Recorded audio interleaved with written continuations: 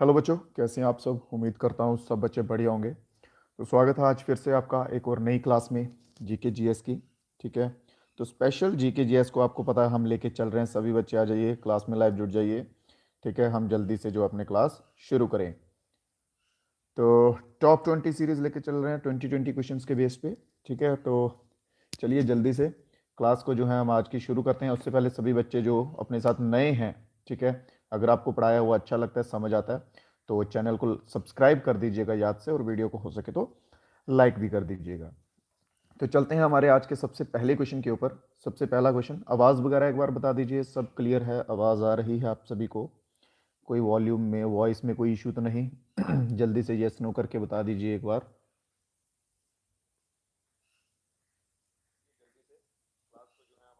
Okay okay, all right, ठीक है। तो सबसे पहला जो क्वेश्चन आता है हमारे पास ईस्टर्न कोस्ट का आता है।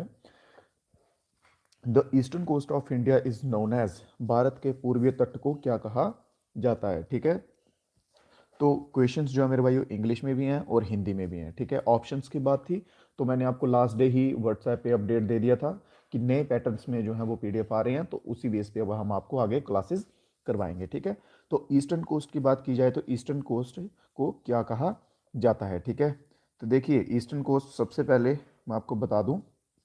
ठीक है, हाँ, ड्राइंग पे थोड़ा मत जाइएगा। हाँ, ईस्टर्न कोस्ट, कोस्ट का बता दूं, इंपॉर्टेंट क्वेश्चन बनते हैं कोस्ट के ऊपर कि कोस्ट कहाँ कहाँ पे कौन कौन से हैं। ठीक है, देखिए ये जो यहाँ पे है गुजरात के नीचे, इसे कहा जाता है कोंकण कोस्ट। ठीक है, कोंकण की बात की जाए तो यहाँ पे आएगा। ठीक है, इधर मालाबार, लोकेशन देखते जाइए मैं कहाँ कहाँ मार्क कर रहा हूँ। ठीक है, इस जगह पे आएगा उत्कल। ठीक है, फिर यहाँ पे आएगा आंध्र प्रदेश के पास आंध्रा कोस्ट। ठीक है, फिर जो है ईस्टर्न कोस्ट जिसे कहा जाता है वो कहा जाता है कोरोमंडल को। ठीक है, कोरोमंडल की लोकेशन देख लीजिए। ठीक है, कोरोमंडल कोस्ट ये इसकी लोकेशन है। ये 5 कोस्ट जो हैं ये इंपॉर्टेंट हैं, इसलिए मैंने बना के आपको दिखा दी ताकि आपको याद हो जाए। तो ऑप्शन सी इसमें हमारा बिल्कुल सही आंसर रहेगा। कोरोमंडल कोस्ट जो है उसे ईस्टर्न कोस्ट के नाम से जाना जाता है। अगले क्वेश्चन की ओर चलते हैं। नेक्स्ट क्वेश्चन क्या कहता है, भारत की बात की जाए तो सबसे ज़्यादा एरिया में ऑक्यूपाई करने वाले वन जो हैं वो कौन से कहे जाते हैं। ठीक है, जंगल की बात की गई है कि भारत में सबसे ज़्यादा एरिया जो है वो कौन से जंगल ने कवर किया हुआ है। आपको पता है वन भी जो है जंगल हैं अलग अलग किस्मों के होते हैं। ठीक है, कोई ट्रॉपिकल होते हैं, कोई टॉपिकल होते हैं, वेट एवरग्रीन, कुछ कुछ अलग अलग टाइप्स के होते हैं। तो सबसे ज़्यादा की बात की गई है यहाँ पे, वो किन्होंने किए हुए हैं। तो हमारा आंसर जो है बिल्कुल सही जाएगा किसके साथ, ट्रॉपिकल मॉइस्ट डिसीडियस फॉरेस्ट। ठीक है, तो ऑप्शन नंबर जो दूसरा है वो हमारा बिल्कुल सही रहेगा। ट्रॉपिकल मॉइस्ट डिसीडियस फॉरेस्ट जो है इन्होंने सबसे ज़्यादा जो एरिया है वो कवर किया है। ठीक है, और यहाँ पे बारिश जो है 70 to 200 सेंटीमीटर के करीब करीब पड़ती है। ठीक है, इस रेंज में जो है इसकी बारिश यहाँ पे पड़ती है। और अगर इनकी लोकेशन की बात कर ली जाए, लोकेशन कहाँ पे है, नॉर्थ ईस्ट में। गारो खासी जंतिया पहाड़ी आपने नाम सुना है, वो वाला एरिया पकड़ लीजिए नॉर्थ ईस्ट में। डेक्कन का एरिया हो गया। ठीक है, आपको एक मिनट, जस्ट एक मिनट, थोड़ा थोड़ा ड्रॉ करके आपको साथ साथ में दिखाता जाता हूँ ताकि आपको हिंट होता जाए, आइडिया होता है। ठीक है, देखिए ये जम्मू कश्मीर है, ये आती है यहाँ से लोअर हिमालय की बेल्ट। ठीक है, ये लोअर हिमालय, एक तो ये लोअर हिमालय वाला एरिया हो गया, यहाँ पे फॉरेस्ट है। एक ये नॉर्थ ईस्ट वाला एरिया हो गया, और ये एक डेक्कन का एरिया हो गया। ठीक है, महाराष्ट्र वाला एरिया। यहाँ पर जो है ये ट्रॉपिकल मॉइस्ट डिसीडियस फॉरेस्ट जो है आमतौर पर पाए जाते हैं। चलिए तो नेक्स्ट क्वेश्चन देखते हैं। अगला क्वेश्चन उपनिषद के ऊपर क्वेश्चन है कि उपनिषद जो है बुक जो है उपनिषद वो लिखे गए हैं, आप सभी को मालूम है कितने उपनिषद हैं। सबसे पहली बात 108 उपनिषद हैं। ठीक है, 108 उपनिषद लिखे गए हुए हैं।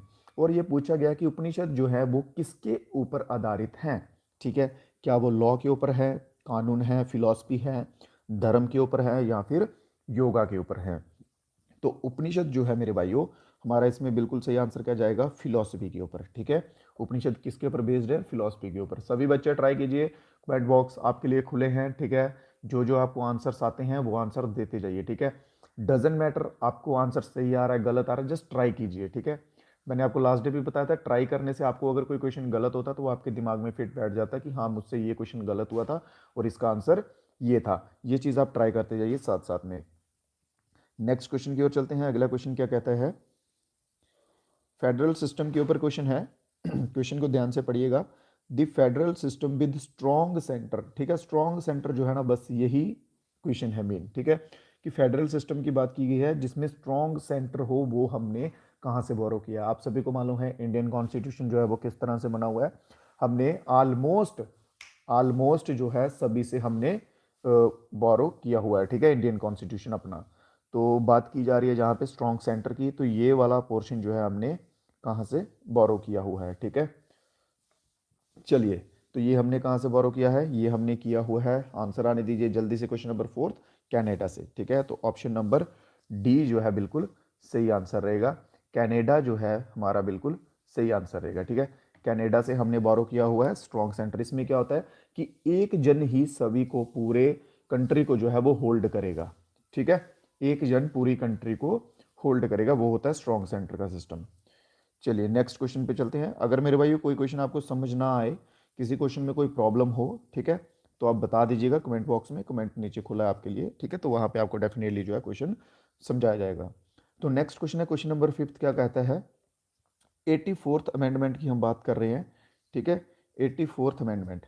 तो 84 अमेंडमेंट के अकॉर्डिंग क्या जो है वो क्या हुआ था कि लोकसभा की सीट्स जो हैं, लोकसभा की सीट जो है वो फ्रोजन कर दी थी, फ्रोजन मतलब फिक्स कर दी थी कि इतनी ही रहेंगी, और वो एक टाइम पीरियड तक की गई थी, ठीक है, एक टाइम पीरियड तक की गई थी कि इस टाइम पीरियड तक लोकसभा की सीट्स इतनी ही रहेंगी, उसके बाद जो है हम बढ़ा सकते हैं। तो वो टाइम पीरियड जो है वो कौन सा था, ठीक है, 1971 के सेंसस में किया था, और आगे जो है वो टाइम पीरियड कौन सा था, तो वो आएगा 2026 के बाद का जो भी सेंसस होगा, ठीक है, 2026 के बाद का जो भी सेंसस होगा, तो उसमें जो है लोकसभा की सीट्स जो है वो इंक्रीज हम कर सकते हैं, ठीक है, 2026 के सेंसस के बाद। तो 2026 के बाद कौन सा सेंसस आएगा, 2031 का, ठीक है, क्योंकि आपको पता है सेंसस कब जो होते हैं वो कब होते हैं, वो होते हैं हर 10 ईयर के बाद, 10 साल के बाद, ठीक है, जैसे 2011 का हुआ, 2021 का हुआ, 2031 का हुआ, ठीक है, ऐसे हर 10-10 साल के बाद जो है वो सेंसस होते हैं। 2021 वाला तो कैंसिल हो गया था कोरोना की वजह से, ठीक है, तो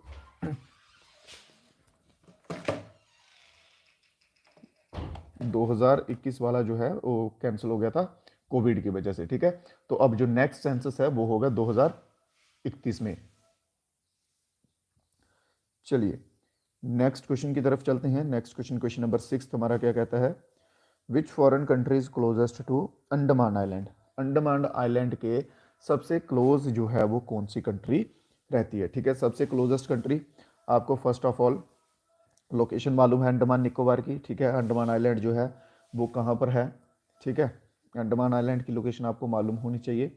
चलिए जल्दी से, हाँ जल्दी से आंसर आने दीजिए सभी बच्चे, मैं आपको ड्रॉ करके दिखा देता हूँ यहाँ पे, इंडिया, ठीक है, इंडिया के साथ इधर से जाएगा बांग्लादेश का बॉर्डर, ये म्यांमार का बॉर्डर आ गया, ठीक है, और यहाँ पे है म्यांमार, और यहाँ पे है हमारा अंडमान, ठीक है, इस लोकेशन में नहीं है, मतलब थोड़ा नीचे है, तो यहाँ पे अंडमान है। तो अंडमान के सबसे क्लोज जो है वो सिटी कौन सी आएगी, म्यांमार। ऑप्शन नंबर ए जो है हमारा इसमें बिल्कुल सही आंसर रहेगा।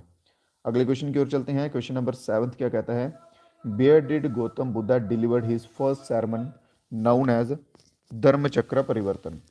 गौतम बुद्धा ने अपना पहला सरमन कहाँ पे डिलीवर्ड किया था जिसे कि धर्म चक्र परिवर्तन के नाम से जाना गया था, ठीक है, बहुत बढ़िया। क्वेश्चन नंबर सेवंथ, तो ये हो जाएगा हमारा option number D, Sarnath. Sarnath में कौन सी जगह, डियर पार्क, ठीक है, सारनाथ में कहाँ पे किया था, डियर पार्क में जो है वो किया था, बहुत बढ़िया। बख्शी, तेजस, शाहिद, रोहित, बहुत बढ़िया बहुत बढ़िया, ठीक है। देखिए बोध गया जो है ना, बोध गया को कार्डल ऑफ बुद्धिज्म कहा जाता है, ठीक है, कार्डल ऑफ बुद्धिज्म कहा जाता है, ये याद रखिए। इसके ऊपर भी आई थिंक क्वेश्चन है एक बना हुआ, आगे आपको एक्सप्लेन करूंगा। नेक्स्ट क्वेश्चन की तरफ चलते हैं तब तक। The most essential feature of the parliament form of government is, most essential सबसे अच्छा जो फीचर है, विशेषता है पार्लियामेंट्री फॉर्म ऑफ गवर्नमेंट की, वो क्या है, ठीक है, देखिए उसे आप चाहे रिलेशन कहिए, चाहे कॉपरेशन कहिए, ठीक है, चाहे अकाउंटेबिलिटी कहिए, ठीक है, ये इन दोनों एग्जीक्यूटिव और लेजिस्लेचर के बीच में रिलेशन बना के रखती है, कॉपरेशन करके रखती है, अकाउंटेबिलिटी करके रखती है। ये सबसे आप कह सकते हैं इसेंशियल फीचर, जो खास फीचर जो है वो पार्लियामेंट्री फॉर्म ऑफ गवर्नमेंट का है। तो इसमें हमारा सही आंसर क्या रह जाएगा? ऑप्शन नंबर बी जो है बिल्कुल सही आंसर होगा। नेक्स्ट क्वेश्चन की तरफ चलते हैं। क्वेश्चन नंबर 9 क्या कहता है? The state of Assam, just a minute.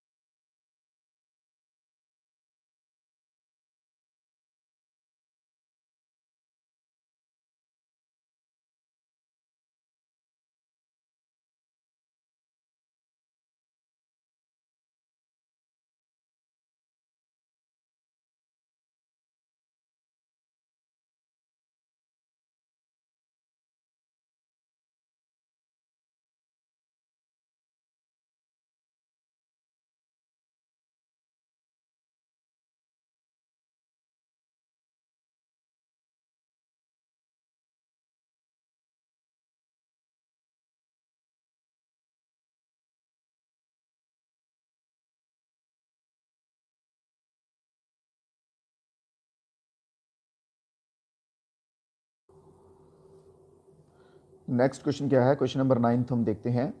State of Assam has, Assam के ऊपर बात की गई है कि असम में नेशनल पार्क और वाइल्ड लाइफ सेंचुरीज के ऊपर, ठीक है, कि नेशनल पार्क्स बताइए कितने हैं और वाइल्ड लाइफ सेंचुरीज बताइए कितने हैं, ठीक है। तो टोटल जो है वो 5 नेशनल पार्क हैं, ठीक है, 5 नेशनल पार्क हैं और 11 जो हैं वो वाइल्ड लाइफ सेंचुरीज हैं। 5 नेशनल पार्क्स और 11 वाइल्ड लाइफ सेंचुरीज। इसी के ऊपर आपको एक होमवर्क में क्वेश्चन दे रहा हूँ कि सबसे बड़ा जो है नेशनल पार्क असम का कौन सा है? जल्दी से कमेंट बॉक्स में सभी बच्चे जो हैं वो आंसर आने दीजिएगा, ठीक है। नेक्स्ट क्वेश्चन, क्वेश्चन नंबर 10 क्या कहता है? In the middle latitude which could have the lowest base, ठीक है, मिडल लैटिट्यूड में कौन से क्लाउड का लोएस्ट बेस जो है वो होता है, ठीक है, मिडल लैटिट्यूड में कौन से क्लाउड का लोएस्ट बेस होता है? जल्दी से साइरस, जल्दी जल्दी आंसर आने दीजिए। स्टाटोकोलोमस जो है ऑप्शन नंबर सी हमारा इसमें बिल्कुल सही रहेगा। नहीं, ए ऑप्शन नहीं रहेगा, सीरियस नहीं होगा, ठीक है। स्टाटोकोलोमस जो है बिल्कुल सही आंसर रहेगा। नेक्स्ट क्वेश्चन नंबर पे चलते हैं। क्वेश्चन नंबर 11 क्या कहता है? Which of the following types of laser, किस प्रकार की लेज़र जो है वो यूज़ की जाती है लेज़र प्रिंटिंग में, ठीक है। लेज़र प्रिंटिंग होती है आजकल, तो लेज़र प्रिंटिंग ही चल रही है हर जगह पे, ठीक है। तो उसमें जो है वो कौन से टाइप की लेज़र यूज़ होती है? कौन सा डायोड वाली लेज़र यूज़ होती है, ठीक है। डायोड जो है वो लेज़र में यूज़ होता है, तो ये होती है सेमी कंडक्टर डायोड लेज़र। तो ऑप्शन नंबर बी जो है यहाँ पे बिल्कुल सही आंसर हमारा हो जाएगा, ठीक है। ऑप्शन नंबर बी बिल्कुल सही आंसर हो जाएगा। अगला क्वेश्चन क्या कहता है? क्वेश्चन नंबर 12 देखते हैं। Contemporary of Gautam Buddha, contemporary of Gautam Buddha, Gautam Buddha का कंटेम्प्रेरी कौन है? कंटेम्प्रेरी से आप क्या समझते हैं, ठीक है। कंटेम्प्रेरी देखिए कि जो मान लीजिए दो व्यक्ति हैं, सेम काम कर रहे हैं, एक ही टाइम पीरियड में हैं, ठीक है। एग्जाम्पल के तौर पे आपको मैं समझा दूं, जैसे अभी पॉलिटिकल पार्टी का ले लें, ठीक है। एक साइड है बीजेपी की पार्टी है, उसमें नरेंद्र मोदी है, ठीक है। दूसरी साइड पे कांग्रेस की पार्टी है, उसमें राहुल गांधी हैं, ठीक है। अब नरेंद्र मोदी के कंटेम्प्रेरी कौन हो गए? राहुल गांधी। राहुल गांधी के कंटेम्प्रेरी कौन हो गए? नरेंद्र मोदी। ये दोनों एक दूसरे के आमने सामने हैं, इनको कहा जाता है कंटेम्प्रेरी, ठीक है। दोनों सेम काम कर रहे हैं, सेम टाइम पीरियड में है, एक जैसा काम है इनका, तो ये होते हैं कंटेम्प्रेरी। तो वैसे ही महात्मा बुद्धा जो थे, उनके कंटेम्प्रेरी कौन थे? महावीरा, ठीक है, जो कि जैनिज्म वाले थे, ठीक है। जैनिज्म भी है, जैनिज्म में महावीरा जो है वो इनके कंटेम्प्रेरी थे, Vardhaman Mahavira. Option number D जो है बिल्कुल सही आएगा। कोई अगर क्वेश्चन में डाउट आता है, कोई क्वेश्चन समझ नहीं आता है, तो बेझिझक आप कमेंट बॉक्स में पूछ सकते हैं, मैं आपको वहाँ भी एक्सप्लेन कर दूंगा, ठीक है, जहाँ फिर नेक्स्ट क्लास में कवर अप कर दूंगा, उसमें कोई इशू नहीं है। नेक्स्ट क्वेश्चन है, article 1 of the constitution declare India as, article 1 of the constitution declare India as, article 1 जो है वो क्या बताता है कि भारत क्या है, ठीक है। आर्टिकल 1 बताता है भारत यूनियन ऑफ स्टेट्स है, ठीक है। भारत क्या है? Union of states. तो ऑप्शन नंबर सी यहाँ पे बिल्कुल सही रहने वाला है, यूनियन ऑफ स्टेट्स भारत। अगले क्वेश्चन की ओर चले। क्वेश्चन समझ आ रहे हैं यहाँ तक? कोई इशू किसी भाई को आ रहा हो, किसी को कहीं कोई क्वेश्चन समझ ना आ रहा हो तो बता सकते हैं। नेक्स्ट क्वेश्चन है, इमरजेंसी प्रोविजन की बात की गई है कि इमरजेंसी प्रोविजंस जो लगते हैं, ठीक है, आपातकालीन जो प्रावधान लगते हैं वो हमने कौन सी कंट्री के कॉन्स्टिट्यूशन से हमने शामिल किए हैं, ठीक है, कहाँ से वो किए हैं। और आप एक चीज़ बताइए मेरे को भाई कि कौन कौन सी इमरजेंसीज आती हैं और कौन कौन से आर्टिकल में आती हैं, ठीक है। सबसे पहले देखिए 352, आर्टिकल नंबर 352, आर्टिकल नंबर 356 और आर्टिकल नंबर 360, ये तीन याद रख लीजिए। 352 में क्या होता है, नेशनल इमरजेंसी लगती है। 356 में क्या होता है, प्रेसिडेंशियल रूल। प्रेसिडेंशियल रूल कैसे लगता है कि जब कोई गवर्नमेंट है, कहीं पे गवर्नमेंट बनी है, वो फेल हो गई है रन करने में, लोग उसका विरोध कर रहे हैं कि हमें ये गवर्नमेंट जो है वो नहीं चाहिए, ठीक है, तो उस केस में जो है वो वहाँ पे प्रेसिडेंशियल रूल जो है वो लग जाता है। और 360 आर्टिकल में क्या है, फाइनेंशियल इमरजेंसी, ठीक है। ये तीन इमरजेंसी का प्रोविजन याद रखिए। और अगर इन केस ऐसा क्वेश्चन बनता है कि आज तक टोटल भारत में कितनी बार इमरजेंसी लगी है, तो टोटल जो है वो 3 बार, 3 टाइम्स जो है इमरजेंसी भारत में लग चुकी हैं। और अभी आते हैं क्वेश्चन पे कि क्वेश्चन का आंसर तो वो लिया गया है जर्मनी से। बिल्कुल सही आंसर दे रहे हैं बच्चे, बख्शी गिरी शाहिद, बहुत बढ़िया सही आंसर, ठीक है। चलिए नेक्स्ट क्वेश्चन देखें। नेक्स्ट क्वेश्चन क्या है, question number 15, which state is called the cradle of Buddhism, ठीक है, क्रेडल ऑफ बुद्धिज्म जो है वो किस स्टेट को कहा जाता है, which state is called the cradle of Buddhism, ठीक है। जल्दी से, मध्य प्रदेश, उत्तर प्रदेश, बिहार या फिर सिक्किम। स्टार्टिंग में मैंने आपको इसका आंसर बता दिया था कि क्रेडल ऑफ बुद्धिज्म जो है वो किसे कहा जाता है, ठीक है।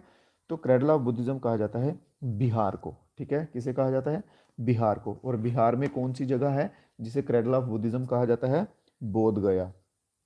बोध गया जो है ये लोकेशन है जिसे क्रेडल ऑफ बुद्धिज्म जो है वो कहा जाता है, ठीक है, बोध गया। और इसके सिवा अगर दूसरे भी बातें की जाए तो सारनाथ आ जाता है जो कि यूपी में है, ठीक है, लुम्बिनी आ जाता है जो कि नेपाल में है, कुशीनगर आ जाता है जो कि यूपी में है, ठीक है, उत्तर प्रदेश, नेपाल और बिहार, ये 3-4 जगह याद रख लीजिए जब क्रेडल ऑफ बुद्धिज्म की बात की जाए, ठीक है। नेक्स्ट क्वेश्चन पे चलते हैं। अगला क्वेश्चन क्या कहता है, who is the guardian of fundamental rights enumerated in Indian constitution. Guardian कौन होता है भाई, जो हमारी देखभाल करता है, ठीक है, जैसे हमारे माता पिता हो गए वो हमारी देखभाल करते हैं, तो हमारे गार्जियन कौन हुए, माता पिता, ठीक है।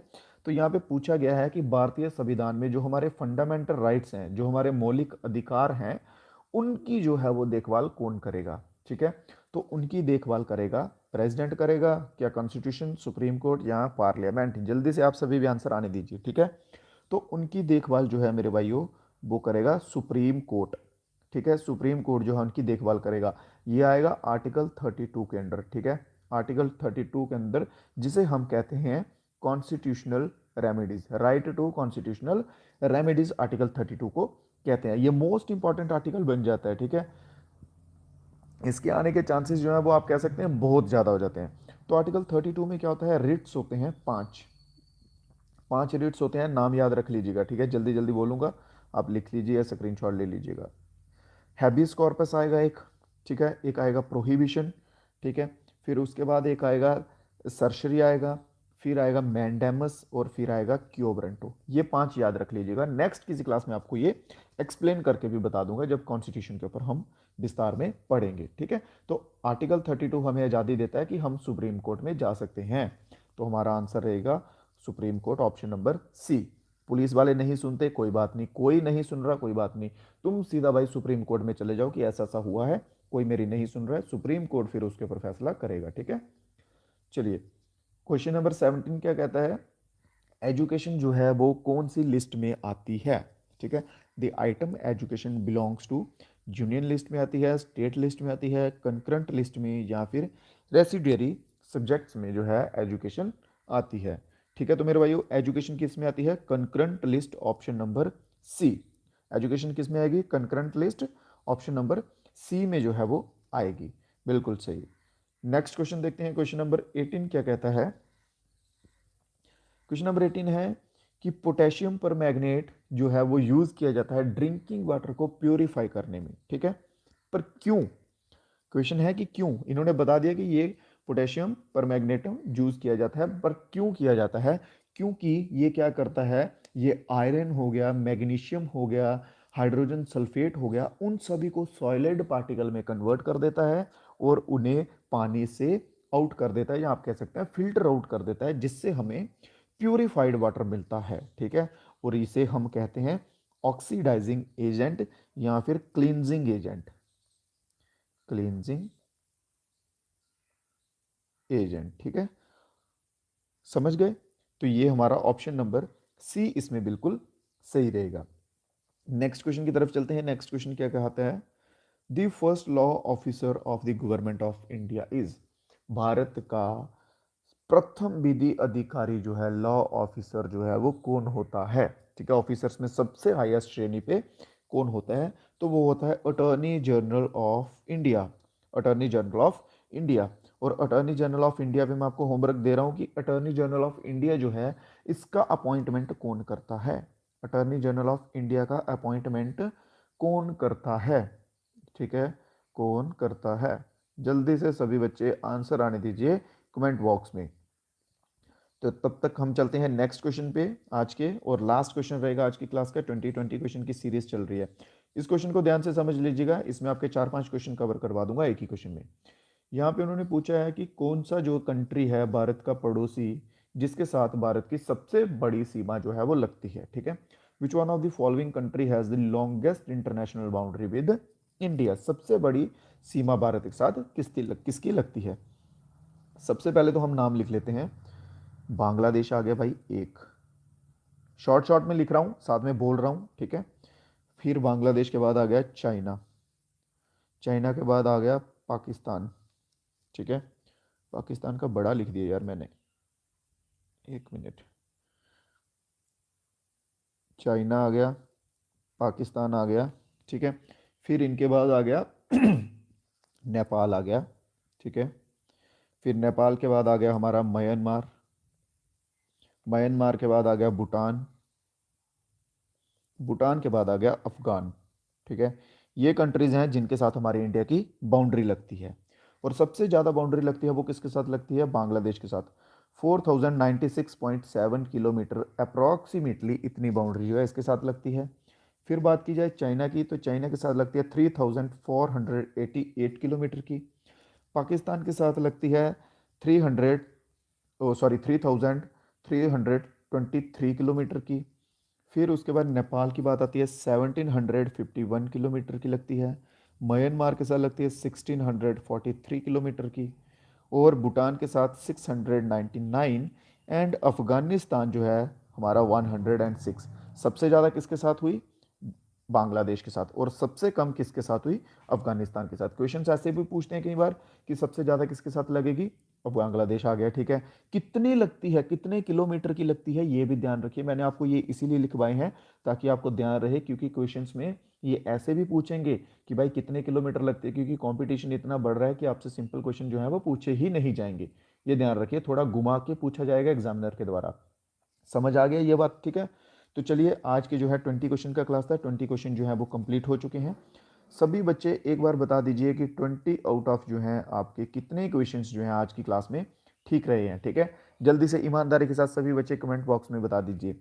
और एक काम आप सभी को करना है, जो कुछ भाई हमारे साथ नए हैं या पहली बार चैनल पर विजिट कर रहे हैं या जिन्होंने अभी तक सब्सक्राइब नहीं किया है, सब्सक्राइब कर लो मेरे भाइयों, ताकि आने वाले जो क्लासेस रहेंगे वो आपको टाइम टू टाइम मिलते रहेंगे, ठीक है। 2 डेज, सिर्फ 2 दिन की बात कर रहा हूँ, 2-3 दिन में हम मैथ्स का भी जो है वो स्टार्ट कर रहे हैं, ठीक है। 2 दिन में मैथ्स की क्लासेस जो है हम स्टार्ट कर रहे हैं अपनी रेगुलर बेसिस पे। और रीजनिंग भी आपको मिलेगी, मैथ्स रीजनिंग, ये आपको अनाउंसमेंट कर रहा हूँ मैं, ठीक है।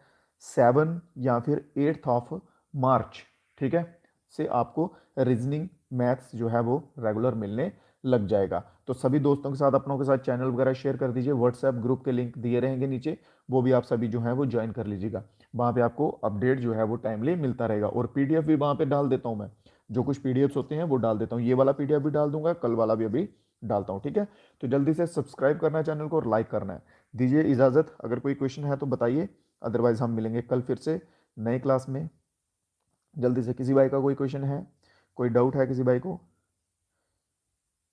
चलिए, व्हाट्सएप में कैसे ज्वाइन करना है, देखिए मेरे भाई, आप जब नीचे दिखता है ना आपको जहाँ पे लिखा होता है आर्मी अग्निवीर क्लासेस जो भी, उसके नीचे देखिए व्यूज़ लिखी होती हैं, टाइम लिखा होता है, उसके साथ मोर का ऑप्शन होता है, मोर लिखा होता है, उस पर क्लिक कीजिएगा। नीचे आपको दिख जाएंगे, ठीक है, लिंक दिख जाएंगे ग्रुप्स के, ठीक है, व्हाट्सएप ग्रुप, इंस्टा का हो गया, टेलीग्राम हो गया, वो सब आपको वहाँ पे दिख जाएगा। तो आप वहाँ पे सिंपली एक टच कीजिएगा लिंक पे, तो आप ग्रुप में आ जाएंगे ऑटोमेटिकली, ठीक है। डिस्क्रिप्शन में आपको ग्रुप्स दिए होते हैं। और किसी भाई को कोई डाउट हो तो बताइए जल्दी से, किसी भाई को कोई और डाउट है तो बता दीजिए जल्दी से, अदरवाइज हम ठीक है ठीक है। असम में 17 वाइल्ड लाइफ सेंचुरीज हैं, ठीक है। हाँ, देखिए ऑफिशियली असम का क्या है, असम में अभी वो ऑन प्रोग्रेस हैं, ठीक है। कंप्लीटेड जो है वो 11 के करीब हैं, और नेशनल जो है, नेशनल पार्क जो है वो 5 के करीब हैं। ऐसे अगर आप डाटा देखेंगे जो इन वर्किंग चल रहा है, वो नेशनल पार्क का भी 7 चल रहा है अभी, ठीक है ना। होता क्या है कि जैसे मान लीजिए अभी राम मंदिर की बात हुई, ठीक है, मैं आपको एग्जाम्पल के लिए बता रहा हूँ। अभी राम मंदिर जो है वो कंप्लीट नहीं हुआ है, ठीक है, कंप्लीट नहीं हुआ है। अभी राम मंदिर को कंप्लीट होने में कम से कम 2 साल 3 साल का समय और लगेगा, ठीक है। बट गवर्नमेंट ने क्या किया, उसे डिक्लेयर कर दिया हुआ है, ठीक है, कि ये जो है ये राम मंदिर हो गया, उसका उद्घाटन कर दिया, सब कर दिया, कि एक और मॉन्यूमेंट जो है हमारा बन चुका है, बट उसको कंप्लीट होने में अभी टाइम है। तो उसी तरह से अभी जो है टोटल जो है 5 और 11 का आंकड़ा जो है वो दिखाया जा रहा है, ठीक है। 17 मैं देख चुका हूँ, 17 दिखा रहे हैं, बट वो अभी इन प्रोग्रेस में है, ठीक है।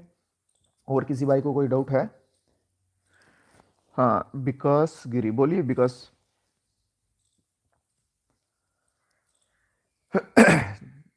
विकास आप सुन पा रहे हैं, बोलिए आपका क्या डाउट है?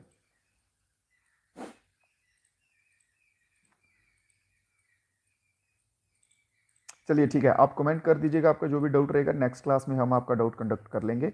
या फिर आप ये आप बताइए विकास, आप बताइए, ये आपके लिए होमवर्क है कि अटर्नी को कौन अपॉइंट करता है, थोड़ा खुद से सर्च कीजिए, खुद से पता कीजिए, और वो आपका होमवर्क है, ठीक है। आप होमवर्क भी थोड़ी ना मैं आपको बताऊंगा। तो चलिए मेरे भाइयों, दीजिए इजाज़त, मिलेंगे कल फिर से नए वीडियो में नए क्वेश्चंस के साथ। तब तक के लिए ख्याल रखिए अपना। जय हिंद, जय भारत।